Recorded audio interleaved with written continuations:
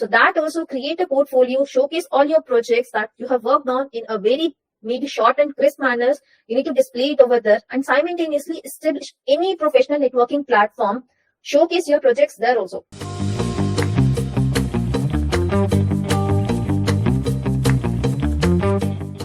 Now, do you actually think that overcoming all these challenges, whatever challenges that we are seeing do you think that is it possible to overcome it? Actually, yes, it is possible to overcome it. I have seen it in myself, so I feel that it is actually possible to overcome it. It might may take some time for you to overcome it, but gradually it will be done. Now, let's talk about it, how exactly you can overcome all these challenges. First is this, you need to build your online presence. Now, for building your online presence, what are the things that you can do is, there are many things that you can do, not even a single thing. Now, let's suppose if you're interested in maybe any open source project, try to participate in an open source project, try to participate more and more in the GitHub. Let them know you're also available in the market and you do have a very good knowledge. Simultaneously, work on the portfolio that will showcase all the personal projects that we have worked. It's not like that only the Tier 1 college students, they have worked on good project. Many of us have worked on really, really good project. So that also create a portfolio, showcase all your projects that you have worked on in a very maybe short and crisp manners. You need to display it over there and simultaneously establish any professional networking platform. Showcase your projects there also. You should not keep your project only to yourself or only to your portfolio. Showcase your projects, whatever learnings that you have got out of it, whatever skills that you have implemented, just showcase each and everything in your any professional networking platform.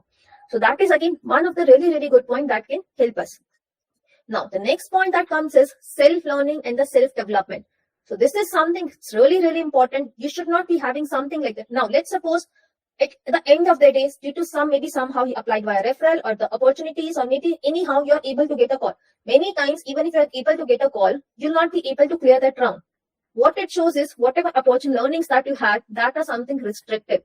So just simultaneously keep on learning and learning, whatever, maybe let's suppose you're interested in any particular thing. Maybe let's suppose you're interested in Python language. Just take the initiative to learn independently. Maybe you can take the help of online platform or maybe any coding platform or whatever platform that you feel comfortable to enhance your technical skills, and make sure you're always updating yourself, whatever is going in the industry. Now, let's talk about it. As of now, you know that GenAI is really, really popular in the market. Many of you might be knowing about it, but do you think actually many of you have created a project around GenAI? Many of you might not have created it. Now, let's suppose you take the advantage of this opportunity. You're aware of this, what is going in the market. Now we know that GenAI is going on in the market. What if you created one project out of it and mentioned in your portfolio? Don't you think that it will attract HRs also, and it will attract other audience also? Because it showcases that you're interested, what is new in the market, and you're updated with the latest trend that is going on. So that is again really, really important thing. I understand you guys occupied with so many other things, simultaneously working on one new thing can be a bit challenging, but just try to take some time out of it. That can be really, really helpful. Next is participating in coding competition. So many times, as many of you might have raised these questions also, that you're not sure about it, how to, maybe what type of questions can be asked, what all things can be asked. So you just, so many times with the coding competition, you'll be aware of this. And even if you're not aware of this, maybe what type of questions can be asked, this thing can be cleared out with the coding competition. First thing is you'll be getting confidence in terms of this, maybe whatever things that you have studied till now. Let's suppose maybe a very basic example, I take it for the DSA. For the DSA, let's suppose array and linked list you have created, but you have not completed tree. Now you have participated in online coding competition. At least these two topics knowledge you'll be able to test for yourself that, okay, actually you're able to clear these things or not. And simultaneously, so many people do have the fear of online assessment also. They're not sure about it. It's something very maybe basic statement wrapped around very large statement. That is the way they're asking it. Okay, so overcome, you'll be not be having this issue that you're not able to understand what is being asked. So that will also help you in overcoming this particular issue. Now, the next thing is the online certification. Many people are really, really confused about it. As the online certification, it's really helpful or not? Or can we write it in a resume or not? Or is it actually helpful or not? Actually, in a way, it's really, really helpful. How exactly it is helpful? Now, let's suppose you're learning something new. Rather than relying on the online free sources, what I recommend is maybe take the source, any online certification. That is something relevant, right set of material you'll be getting, rather than you wasting your time preparing a set of maybe a definite think, okay, what are things I need to study after this particular topic, what I need to study. So rather than going through this and just wasting your time, maybe you can take some online certification, and simultaneously you'll be acquiring some industry recognized certification also in that relevant technology, and you can write it in your resume. That will showcase, okay, you have learned something out of it, and that certification will validate your skills that you have learned till now. And you can demonstrate that skill maybe using your projects, that you can write it in your resume, that you have taken this initiative to stay updated with the latest trend that is going in the market. So that is how it's going to be helpful. Now, at the end is networking. Each and every one of us has this problem of we don't have proper network for this. How exactly we can grow the network? That is the most difficult question each one of us have. So I'll recommend for this is grow your professional environment, as in just try to connect with the people on the LinkedIn. Now, let's suppose you get a job opportunity that is posted on the LinkedIn, or maybe you saw somewhere else, you saw that one job opportunity is there. Now, how do you approach a person? Because so many times you'll be reaching out to the person and they'll not be responding you back. They'll not be having this courtesy to respond it, because it's not them that they wanted. It's something you wanted. They don't have any work out of it. So why would they be responding you back? So this, just politely ask them, this is the job opportunity that we have seen, whether they'll be comfortable to help them with a referral or not. Just request them. If sometimes it might happen, you have dropped this message to maybe 10 other people. Out of them, one might be responding and he or she may be saying yes also. But again, you might notice after 10 days, they have not referred you. So it is actually a human behavior.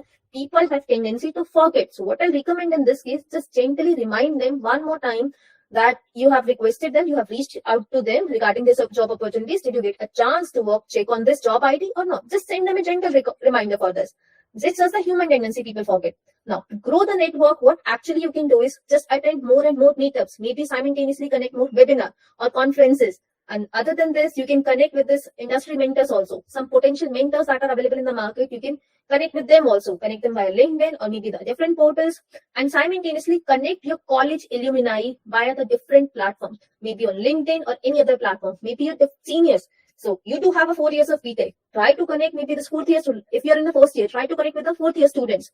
So that will just create an environment of this, that, okay, you know somebody. In that case, if you know somebody's, even a friend of friend, they'll be ready to help you out in that case. So that is how you need to grow your network. Now, the next thing is developing your soft skill. At the top, it might seem very, very easy, but it's actually a very important thing. It's one of the criteria that we do check when we are taking an interview.